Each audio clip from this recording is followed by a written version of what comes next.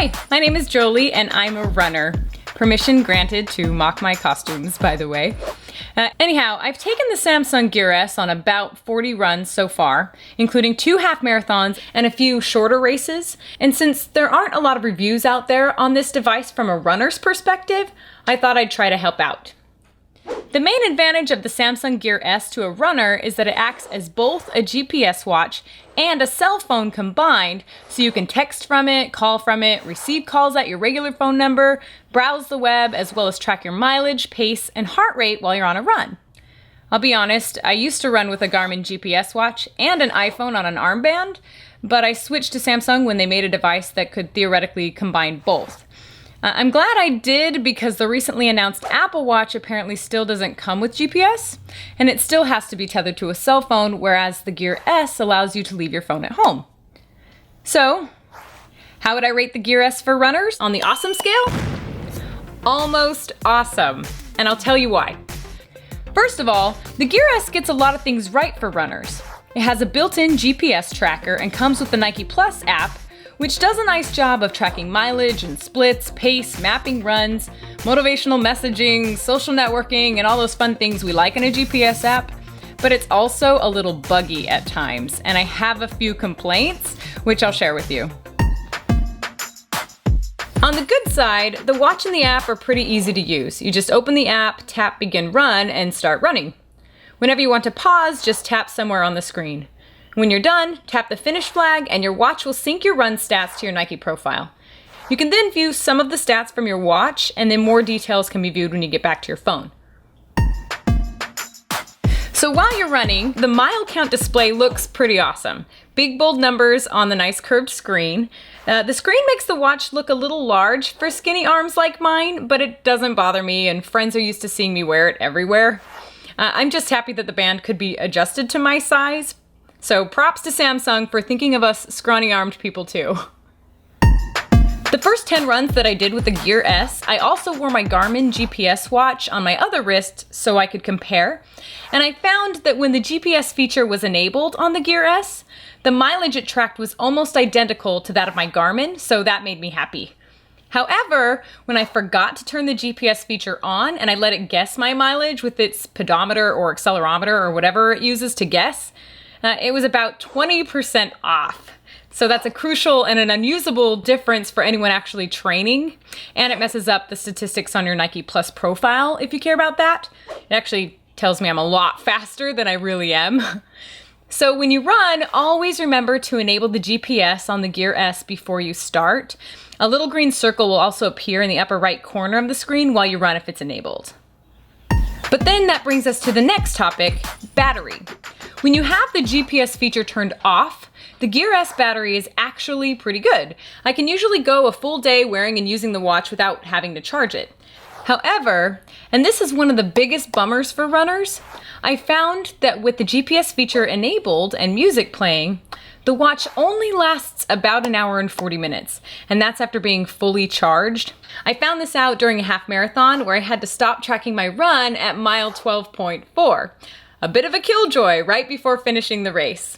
So if you run a mad fast half marathon, it'll probably last, but if you're like the majority of humans, or at least like me, it'll probably die before you hit the finish line.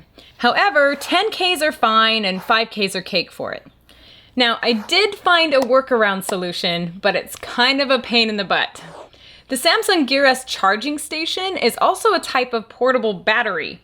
You can unplug it, connect it to your watch, and carry or even wear it loosely and awkwardly, and it will slowly charge your watch. I did this during the Phoenix Half Marathon recently, and it worked. So I started the race with the watch on just like normal, and then around mile 8, I connected the charging station, or the little battery pack, and I wore it loosely, flopping on my wrist until around mile 11, when I took off the charging station and finished the race wearing the watch normally. You can even see on the map where I had to slow down to either put on or take off the battery, but hey, it worked. Still, the next generation of the Gear S needs a better battery life for the GPS, especially if they want to tap into the marathon distance runners. So one fun feature about the Nike Plus app on the Gear S is allowing for people to cheer for you via Facebook while you run. So basically, when you start your run, Nike Plus will ask you if you want cheers. If you select yes, then Nike Plus will post to your Facebook page that you're on a run, and anytime someone likes or comments on that post, their picture and their name will appear on your watch while you're running, and you'll hear applause audio. I first tried this during a half marathon and I was giddy with excitement. I thought it was so much fun. But I then tried to do it with another half marathon and it didn't work. The app never actually posted to my Facebook page, so I didn't get any cheers. I'm not quite sure why that happened, and I still need to do more testing to figure out why. But just know that the feature is really fun when it works. So other than the battery, my biggest complaint with the Nike Plus app for Gear S is the music player. So when you start your run, you tell Nike Plus whether or not you want to play music. When you check yes, the music sounds great in the Bluetooth headphones or even on the watch's speaker, but it plays all of your music tracks in the exact same order every time. There is no shuffle feature. This drives me crazy. I don't know, it's just super annoying. If you do use the Nike Music Player, you can access its controls while you run by swiping right, but the controls only give you two options: pause or skip to the next song. That's it. No going backwards, no looking at the tracks, and again, no shuffle. I'm no programmer, but I feel like it can't be that hard to put a shuffle feature on the app. And the Nike Music Player has bugs in it. So I'm not a huge fan of the Nike Music Player, though if they added a shuffle feature and they fixed the bugs, it would be a whole different story. So come on, Nike app updates, help me out here. But once again, there is a workaround. If you're a random song order elitist like I am, you can use the Gear S's normal music player to play songs in shuffled order while you run with the Nike Plus app. Before you start your run, simply start playing music on the normal music player, and then open the Nike Plus app and select no when it asks you if you want to play music, because you're already playing it from a different app. This works pretty well, though there do seem to be, again, a few bugs. Sometimes after pausing my run and pausing the music, when I resume, the Nike Music Player will automatically start playing music in that same boring unshuffled order instead of the normal music player that I want to play. Or sometimes both music players will start playing at the same time. And if you think unshuffled music is annoying, try listening to Kelly Clarkson overlapped with Reliant K. But as long as I don't ever pause my run and music simultaneously, this workaround method seems to work for shuffled music. A few other things to note. The Nike Plus app not only shows your mileage, but you can also see your pace, heart rate, Nike fuel that's burned, and the time of day. When you're running, these numbers are in small red font and they rotate at the bottom of the mile screen, so you have to look closely until the stat you want goes through the rotation and appears. So ideally, we'd be able to swipe the screen to see each of these numbers largely on their own screens, but for a first generation device, I guess it works. The information is there, it's just harder to see. Though when you pause your run, the font size increases and it's easier to read. The watch display turns on when you lift your arm to look at it. It's a motion sensor type thing. It usually takes a second or so to show the display, and every now and then it'll take a couple arm lift attempts to wake it up, so plan ahead and lift your arm early when you know you'll be stopping your run soon, because you can only pause or stop the run timer when the display is on. Also, it takes another second for the mileage to update itself after you lift your arm while you're running, so watch for a moment to see what your mileage actually is once it updates. While these lags are small and they don't ruin the experience, I dream of a day I can see real-time mileage on the Gear S without a lag. This is a huge plus for me.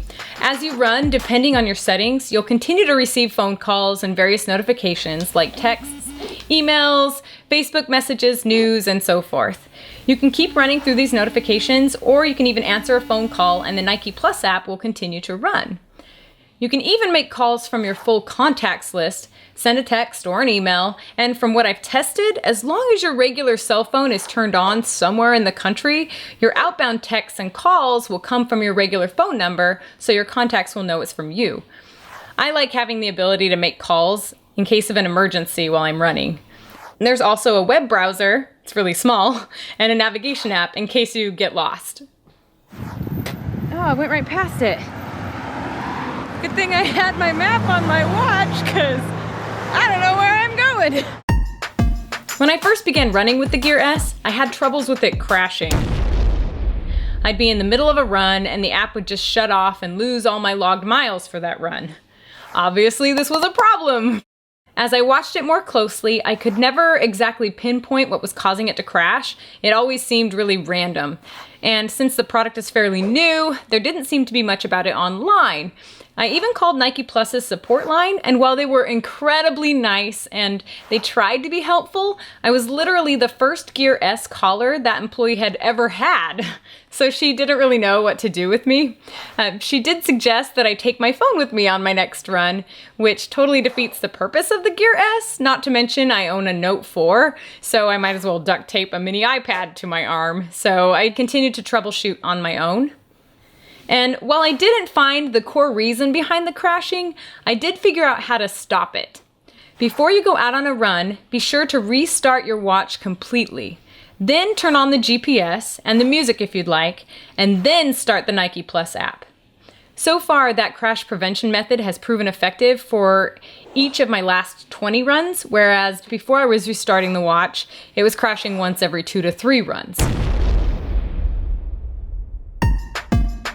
So, to summarize the pros and the cons, the pros of the Gear S and Nike Plus are that it's not tethered to your phone, so you can leave your phone at home. The GPS is as accurate as my Garmin's GPS, which was nice. The display is nice and large, and I like to see those numbers big. And the Nike Plus app itself is a nice community that tracks your stats and maps everything for you and connects to social media and has some nice features, so that's a plus. And then the Facebook cheering is fun as well. And the cons are the battery life when using GPS is just not good. There are some bugs and crashes with the Nike Plus app on the Gear S, and of course, no shuffle feature on the music player. And my rating for the Gear S and Nike Plus on the awesome scale? Almost awesome. With a few fixes, it has some major potential to be a great tool for a runner.